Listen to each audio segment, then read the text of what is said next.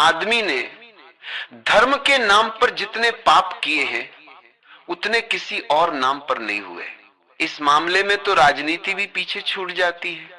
जितने लोग धर्म के नाम पर मारे गए हैं उतने तो राज्य के नाम पर भी नहीं मारे गए।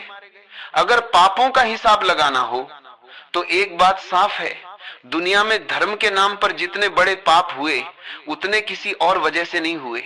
और जिन लोगों को तुम साधु महात्मा कहते हो वही इस पूरे उपद्रव की जड़ में है। वही तुम्हें भड़काते हैं, लड़ाते हैं, हालांकि नारे ऐसे देते हैं कि बड़े मीठे और असरदार लगते हैं। अगर कोई सिख गुरु कह दे कि गुरुद्वारा खतरे में है तो फिर मारो, मरने की नौबत आ जाती है। जैसे आदमी पैदा ही गुरुद्वारा बचाने के लिए हुआ हो। अगर कोई मुसलमान चिल्ला दे कि इस्लाम खतरे में है तो लोग पागल हो उठते हैं, मानो इस्लाम को बचाना उनका ही काम हो। ये बड़ी अजीब बात है। धर्म को बचाने निकल पड़ते हैं वे लोग जिनका अपना जीवन ही अंधविश्वास और उग्रता में खो गया है। क्या इस्लाम तुम्हें बचाता था? कोई गया और किसी के गणेश जी तोड़ दिए, अब वे थे ही पड़े टूटा देने को।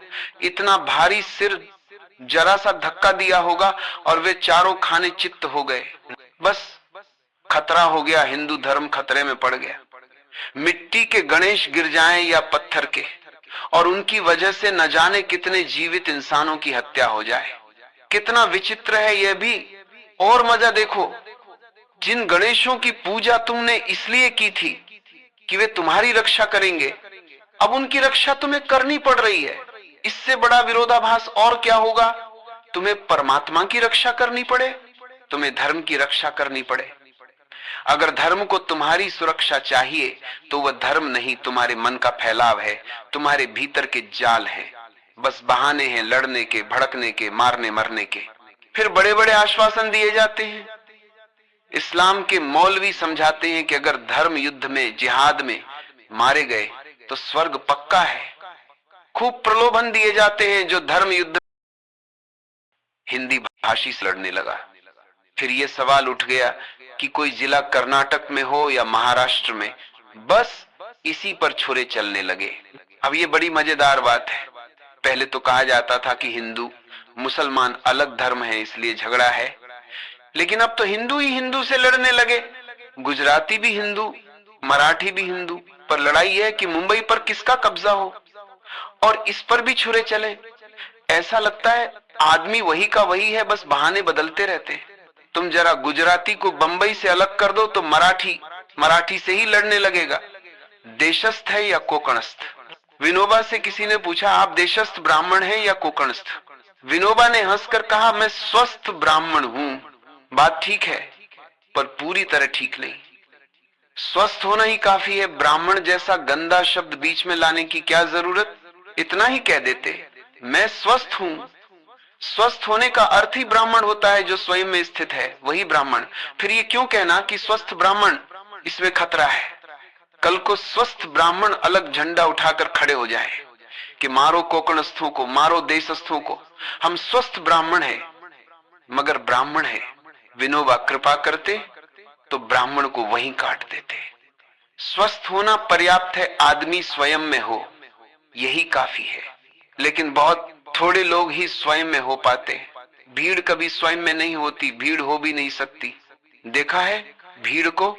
ढोते हुए अनुशासन का बोझ, उछालते हुए अर्थहीन नारे, लड़ते हुए दूसरों का युद्ध, खोदते हुए अपनी कब्रें। पर कभी नहीं सुना कि किसी भीड़ ने बलात् तोड़ लिया हो। व्यक्ति की अंतःचेतना में खिला अनुभूति का अम्लान पारिजात। व्यक्ति की चेतना के जो फूल हैं उन्हें भीड़ कभी नहीं तोड़ सकती। भीड़ तोड़ सकती नहीं, भीड़ कभी बुद्ध नहीं बनती। कोई एक अकेला व्यक्ति ही बुद्ध बनता है। मेरे पास लोग आते हैं, लोग पूछते हैं कि आप समाज के लिए कुछ क्यों नहीं करते? समझ लो कुछ किया भी जा सकता है तो व्यक्ति के लिए किया जा सकता है, समाज के लिए कुछ किया ही नहीं जा सकता। और जिस दिन तुम समाज के लिए कुछ करने को तैयार हो जाते हो उसी दिन तुम राजनीति में उतर जाते हो। धर्म का संबंध व्यक्ति से है, समाज का संबंध राजनीति से है। धर्म का समाज से कोई लेना देना नहीं, धर्म तो असामाजिक है।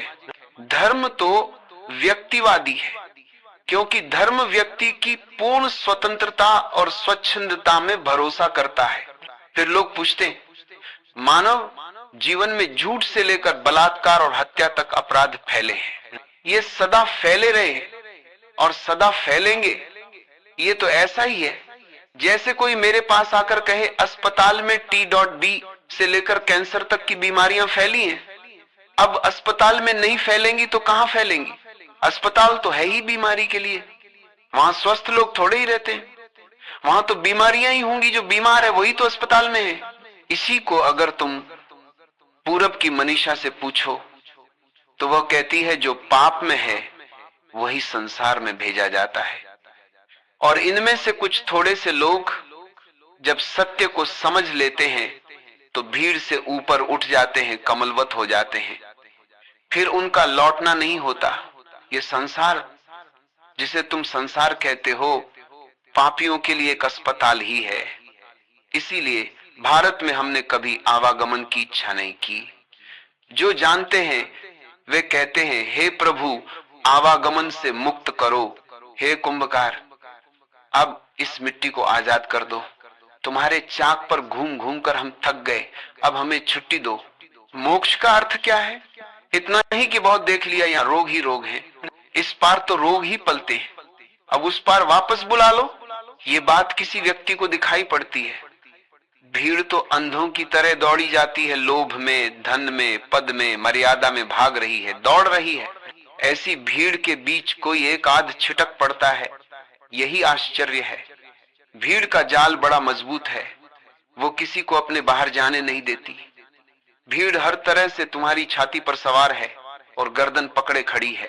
कल ही एक मित्र पूछ रहे थे, आप कहते हैं निसर्ग से जियो, सहजता से, स्वच्छंदता से, पर मुश्किल है। समाज है, राज्य है, अगर हम अपने ही भीतर के छंद से जिए तो बहुत अड़चने खड़ी होंगी। उनका पूछना ठीक है, अड़चने तो होंगी ही, और वे अड़चने ही तपश्चर्या हैं। मैंने उनसे कहा जहां तक संभव हो अपने स्वभाव से जियो, और जहां लगे कि अब अपने स्वभाव से जीना असंभव हो जाएगा वहां नाटक करो, अभिनय करो, उसे गंभीरता से मत लो। बस नाटक सम्यक चेता व्यक्ति सहजता से जीता है। लेकिन चूंकि जीना भीड़ के बीच ही पड़ता है और सब लोग भीड़ से भाग भी नहीं सकते, भागेंगे कहां? अगर सब भाग जाएं तो वहीं एक और भीड़ बन जाएगी, फिर वहीं उपद्रव शुरू हो जाएगा, क्योंकि जहां भीड़ है वहां उपद्रव है, और अकेले हो जाने से भी उपद्रव मिट नहीं जाता। काश भीड़ सिर्फ बाहर होती, तब तो तुम जंगल चले जाते और उपद्रव खत्म। लेकिन भीड़ तुम्हारे भीतर घुस चुकी है। तुम जंगल में भी जाकर हिंदू रहोगे तो भीड़ तुम्हारे भीतर है। तुम वहां जाकर राम का नाम लोगे या अल्लाह का नाम लोगे, भीड़ तुम्हारे भीतर ही रहेगी। जंगल में जाकर भी तुम अपने भीड़ के संस्कारों से नहीं छूट पाओगे। भीड़ सिर्फ बाहर होती तो बड़ा आसान था, अब तो उसने भीतर घर बना लिया है। इसलिए एक ही उपाय है, जहां तक बने भीड़ में रहकर ही जियो, और 90% जीवन तुम पूरी सहजता से जी सकते हो। केवल 10% में अड़चन होगी। उस 10% को नाटक, अभिनय और खेल की तरह लेना। जैसे सड़क पर नियम है बाएं चलो, अब तुम्हारा स्वच्छंद मन कहे कि बीच सड़क पर चलूं तो भी मत चलना, क्योंकि इसमें कोई सार नहीं है। ऐसी स्वच्छंदता का तुमसे कोई लेना देना नहीं, बाएं ही चलो। क्योंकि अगर सब लोग अपनी अपनी स्वच्छंदता से चले तो सड़क पर चलना ही असंभव हो जाएगा। नियम से चलो तो भी सड़क पर चलना मुश्किल तो हो ही रहा है। इसीलिए नियम से ही चलना यह सहज स्वीकार है, और इसे बोधपूर्वक स्वीकार करना चाहिए कि भीड़ के साथ रहने की यह कीमत है। 90% जीवन हम अपने को मुक्त रखते हैं और प्रभु को अर्पित करते हैं। 10% कीमत चुकाते हैं भीड़ के साथ रहने की। कीमत तो हर चीज के लिए चुकानी ही पड़ती है, बिना मूल्य कुछ भी नहीं मिलता। लेकिन एक बात याद रखना, धर्म का संबंध भीड़ से नहीं है, धर्म का संबंध सहजता से है। सहजता व्यक्ति की होती है, आत्मा व्यक्ति के पास है, भीड़ के पास कोई आत्मा नहीं होती। प्रश्न है, आदिकाल से संत महापुरुषों ने सदकर्म की प्रेरणा दी है। अधिकतर तो उपद्रव के मूल में यही संत महापुरुष हैं। इनमें सभी ज्ञान को उपलब्ध व्यक्ति नहीं होते। तुम्हारे 100 संतों में शायद एकाध जीवन मुक्त हो, बाकी तो भीड़ के ही हिस्से हैं। उनका धर्म से कोई संबंध नहीं। वे सच्चरित्र हो सकते हैं, लेकिन सच्चरित्र होने का अर्थ क्या है? सच्चरित्र मतलब जो समाज का कहा मानकर चल रहा है, समाज ने जो नियम तय कर दिए, जो उनकी मर्यादा स्वीकार कर ले, बस वही सच्चरित्र है। इसीलिए तुम देखते हो राम की बड़ी प्रतिष्ठा है, कृष्ण का नाम लोग थोड़ा डरते हैं। कृष्ण का भक्त भी कृष्ण की बात करते समय चुनाव करता है। जैसे सूरदास, वे कृष्ण के केवल बचपन के गीत गाते हैं। जवानी तक जाने में सूरदास हिचकते दिखते हैं, क्योंकि वहां खतरा है। बचपन तक सब ठीक है, दूध की दुहनियां तोड़ रहे हैं, माखन चुरा रहे हैं, खेल रहे हैं, ये सब समाज को प्यारा लगता है। लेकिन जब कृष्ण जवान होते हैं और स्त्रियों के वस्त्र चुराकर पेड़ों पर बैठने लगते हैं, तो यहां से झंझट शुरू होता है। यहां सूरदास रुक जाते हैं, इसलिए वे बालकृष्ण चुन लेते हैं, बस वहीं ठहर जाते हैं। बालक के पायल बजते पांव, उसकी क्रीड़ाएं यही गाते रहते हैं, आगे नहीं बढ़ते, क्योंकि वहां बचपन की छेड़खानी तो चलेगी, पर जवान की छेड़खानी स्वीकार नहीं की जाएगी। अधिकतर लोग भी कृष्ण को गीता के कारण मानते हैं। गीता तक के कृष्ण उन्हें पूरे लगते हैं, भागवत तक नहीं पहुंचते। भागवत में एक सूक्ष्म खतरा हमेशा बना रहता है। गीता के कृष्ण तो मान लिए जाते हैं, वहां ज्यादा कठिनाई नहीं आती, लेकिन रामायण के राम तो पूरी तरह स्वीकार है। आरंभ से अंत तक वे मर्यादा पुरुषोत्तम है, जो करना चाहिए वही करते हैं, इसलिए वे किसी को खटकते नहीं। कृष्ण पर भरोसा कठिन है, क्योंकि वे मर्यादा में बंधे नहीं हैं। वे स्वच्छंद हैं, स्वचेतना से जीते हैं, पारंपरिक नियमों से परे। फिर भी जिन्हें सत्य का दर्शन हुआ, उन्होंने राम को अंशावतार और कृष्ण को पूर्णावतार कहा। इशारा साफ है, राम में दिव्यता की चमक है, लेकिन कृष्ण तो पूरी की पूरी नदी है, अनंत बहती हुई, बंधनहीन। कृष्ण को स्वीकार करने के लिए भीतर में ताकत चाहिए, क्योंकि वे आपकी बनाई मर्यादाओं में फिट नहीं बैठते। तुम जिन लोगों को संत महापुरुष कहते हो, वे आम तौर पर तुम्हारी अपनी अपनी मान्यताओं के अनुसार ढले होते हैं। जैसे जैनों की संत की परिभाषा अलग है, रात को भोजन न करे, पानी छानकर पिए, एक ही बार भोजन करे। दिगंबरों की अपनी परिभाषा है, संत तो वही जो नग्न रहे, चाहे नग्नता पागलपन में ही क्यों न हो गई हो, पर परिभाषा पूरी हो गई तो संत घोषित। इसीलिए जैन परंपरा बुद्ध को भगवान नहीं कहती, उन्हें महात्मा कहती है। भगवान का स्थान तो महावीर को मिलता है, क्योंकि वे दिगंबरत्व तक पहुंचे। जैनों के लिए बुद्ध ठीक ठाक हैं, काम चलाऊ अवस्था, और कृष्ण तो उनके लिए महात्मा भी नहीं, उन्हें तो सीधे 7वें नरक में डाला गया है। क्यों? क्योंकि महाभारत के युद्ध की सारी जिम्मेदारी कृष्ण पर रख दी गई। अर्जुन तो लड़ना ही नहीं चाहता था, वो तो भाग रहा था। अर्जुन तो भीतर से जैन ही होना चाहता था। वो बार बार कृष्ण से कह रहा था, महाराज ये हिंसा मुझे नहीं सुहाती, जाने दीजिए, मैं जंगल चला जाऊंगा, किसी पेड़ के नीचे बैठकर ध्यान करूंगा, युद्ध मेरा मार्ग नहीं है। वो तो भागने को तैयार था, लेकिन कृष्ण उसे खींच तान कर, समझा बुझाकर, उलझाकर ले आए बेचारे को। अब इतना खून हुआ, इतनी हिंसा हुई, तो इसकी जिम्मेदारी किस पर जाएगी? अर्जुन पर तो नहीं। कोई भी अदालत फैसला दे तो कृष्ण पर ही जाएगी। अर्जुन तो सहयोगी था, असली केंद्र तो कृष्ण ही थे पूरे उपद्रव के। इसी कारण जैन परंपरा कृष्ण को 7वें नरक में डालती है। हाँ, जैनों की संख्या कम है, इसलिए वे हिंदुओं से डरते भी हैं, इसलिए एक रास्ता खुला रखा है। कहते हैं नरक में तो अभी रहेंगे, पर अगली सृष्टि में अगर कभी बनी तो कृष्ण पहले तीर्थंकर होंगे। इस तरह हिंदुओं को भी खुश कर लिया और अपनी नीति भी बचा ली। लेकिन तब तक, जब तक अगला चक्र न आ जाए, नरक में ही पड़े रहना होगा। अब कौन संत है, कौन महात्मा, ये कहना आसान नहीं। कृष्ण तक को जैन संत नहीं मानते।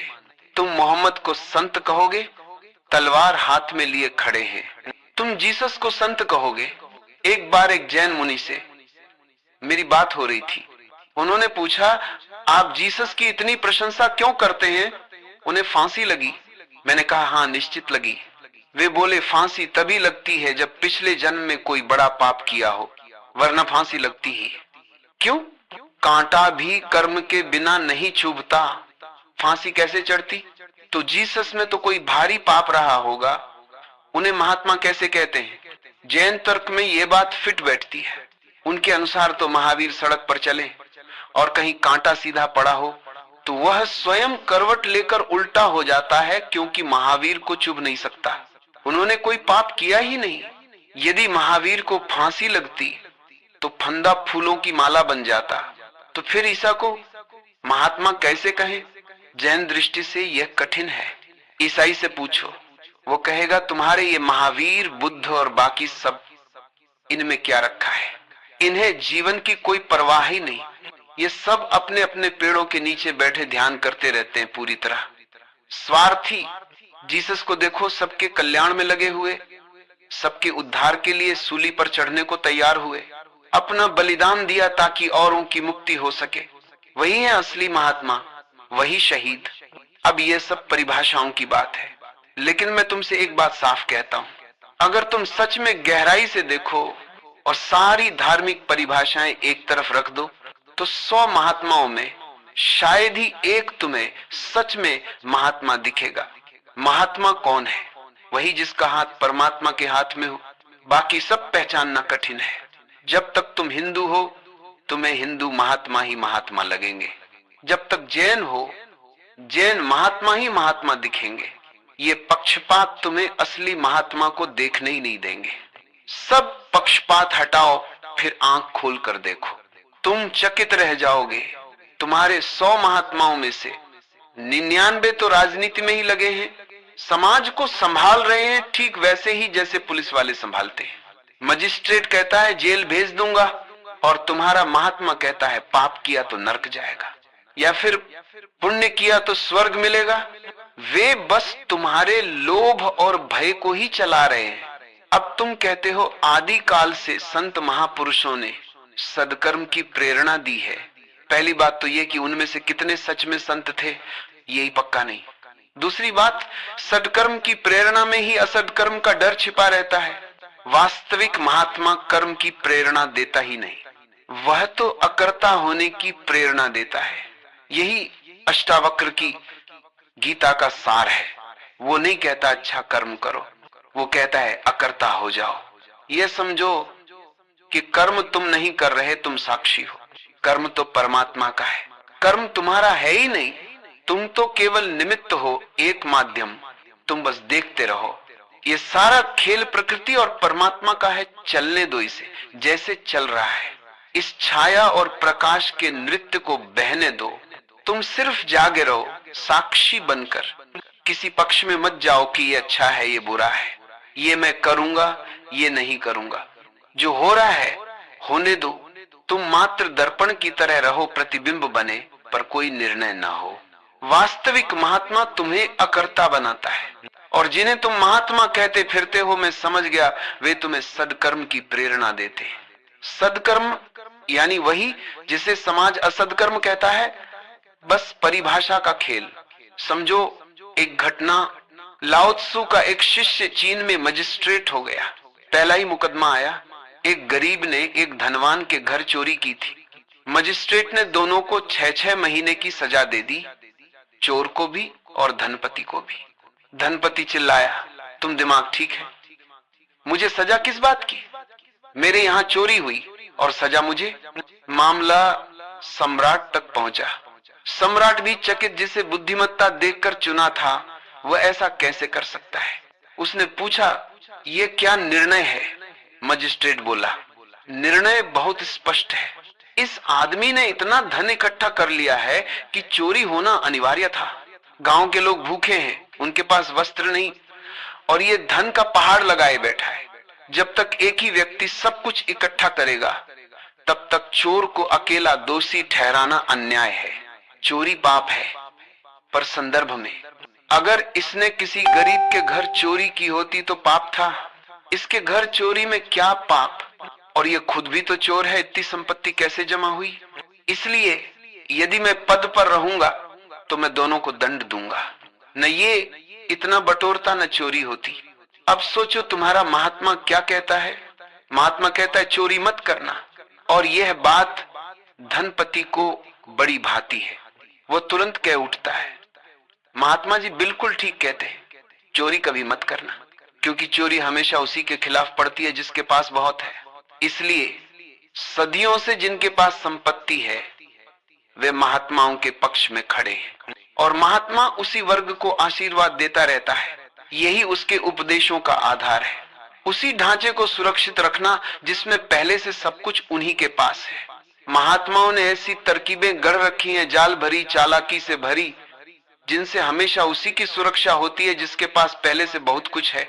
वे कहते हैं तुम गरीब इसलिए हो क्योंकि पिछले जन्म में पाप किए, और जो अमीर है वह इसलिए अमीर है क्योंकि उसने पिछले जन्म में पुण्य किए। अजीब बात यह है, अभी वही व्यक्ति दूसरों को चूसकर अमीर बन रहा है और गरीब को चूसा जा रहा है। लेकिन कहानी यह सुनाई जाती है कि इसका कारण पिछले जन्मों के कर्म हैं, जिनका प्रमाण किसी के पास नहीं, सिर्फ कथा है। हो भी सकती है, नहीं भी। और इस चालबाजी के बीच मार्क्स की बात सच लगती है। लोगों ने धर्म को अफीम बना दिया है। गरीबों को यह नशा पिलाया जाता है कि तुम अपने ही कर्मों का फल भोग रहे हो। पर मुश्किलें यही आती हैं। हम रोज देखते हैं कि जो बेईमान है, जो 420 है, वही सबसे ज्यादा धन कमा रहा है। उसके ऊपर तो किसी पाप का फल नहीं उतर रहा, और जो ईमानदार है वह भूखा मर रहा है। फिर भी महात्मा यही समझाता है ठहरो, भगवान के घर देर है, अंधेर नहीं। अब ये देर किसने खोज ली, किसने इसे नियम बना दिया? आग में हाथ डालो तुरंत जल जाता, इसमें कोई देर नहीं। लेकिन चोरी करो तो उसका फल अगले जन्म में मिलेगा। ईमानदारी करो तो उसका सुख भी अगले जन्म में मिलेगा। ये कहीं कोई तरकीब तो नहीं, कहीं ये 420 तो नहीं, कहीं ये समाज के शोषकों का जाल तो नहीं जिसमें गरीब फंसा दिया जाता है। अब खुद से पूछो तुम किसे महात्मा कहते हो? तुम्हारे ज्यादातर महात्मा समाज की जड़ व्यवस्था, शोषण से भरे ढांचे के समर्थक रहे। सदकर्म वे उसी को कहते हैं जो इस व्यवस्था को बचाए रखे, और असदकर्म वही कहलाता है जो इस व्यवस्था को हिलाए, जो सवाल उठाए, जो जिनके पास सब कुछ है उन्हें चुनौती दे, उनकी स्थिति कहीं डांवाडोल न हो जाए। इसीलिए ही मैंने कहा कि सेठ और सन्यासी के बीच गहरा संबंध है, और यही कारण है कि तुम्हारा सन्यासी असल में सत्यानाशी है। इस देश में सामाजिक स्तर पर कभी कोई सच्ची क्रांति नहीं हो सकी। इसीलिए नहीं हो सकी क्योंकि हमने ऐसी तरकीबें गढ़ ली कि क्रांति होना ही असंभव हो गया। हमने क्रांति के विरुद्ध चलने वाले तरीके खोज लिए। तुम्हारे अनेक सिद्धांत असल में क्रांतिरोधी जाल है। तुम्हारे महात्मा जो कहते रहे उसे लोग मानते तो रहे, लेकिन उसमें कोई असली बल नहीं था, वो छल था, धोखा था। इसलिए उसका कोई नतीजा भी कभी नहीं निकला। और जो बातें वे कहते रहे वे मनुष्य की प्रकृति और स्वभाव से मेल ही नहीं खाती, उलटी पड़ती है। लोगों को ऐसी उल्टी सीधी शिक्षा दी जा रही है जो संभव ही नहीं, जो मानव स्वभाव के अनुरूप ही नहीं। और जब वे बातें हो नहीं सकती तो इंसान के भीतर अपराध बोध पैदा होता है। जैसे किसी आदमी को भूख लगती है, यह तो स्वाभाविक है, शरीर का धर्म है। लेकिन तुम उसे उपवास सिखाते हो, कहते हो उपवास सत्कर्म, भूख पाप। उपवास करो। अब भूख लगना कोई पाप नहीं और उपवास करना कोई पुण्य नहीं। मगर अगर यह खतरनाक विचार किसी के मन में बैठ गया कि उपवास ही पुण्य है तो मुसीबत तय है। उपवास करेगा तो भूख लगेगी और उसे लगेगा कि मैं कैसा पापी हूं, और अगर भोजन कर लेगा तो अपराध महसूस होगा कि मैं अभी तक उपवास में सफल नहीं हो पाया। इस तरह आदमी को एक ऐसे जाल में फंसा दिया जाता है जहां से वो न आगे निकल पाता है न पीछे लौट पाता है।